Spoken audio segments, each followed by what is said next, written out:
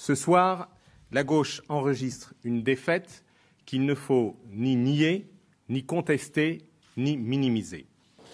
C'est une défaite pour le gouvernement et pour la majorité. C'est une très lourde défaite. Il s'agit bien d'une défaite. C'est une défaite sévère, avec un message très fort. Et il s'agit tout simplement d'expliquer qu'on a entendu le message. Ce message, il a été entendu. Ce message est clair et il doit être pleinement entendu. Ce message très clair doit être entendu. Les réformes que nous avons engagées depuis 2 ans sont sans précédent. Le redressement du pays, il est engagé depuis bientôt 2 ans. Nous sommes dans une entreprise difficile de redressement du pays où il faut des efforts. Tout doit être mené de front, mais à une condition, et à une seule, la justice sociale.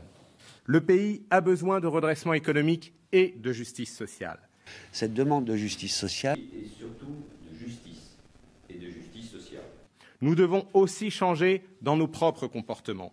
Être plus collectifs, plus solidaires, mieux organisés, éviter les couacs et les conflits de personnes. Ce collectif n'est pas assez soudé. Nous avons besoin d'une équipe gouvernementale efficace et soudée et d'une majorité rassemblée.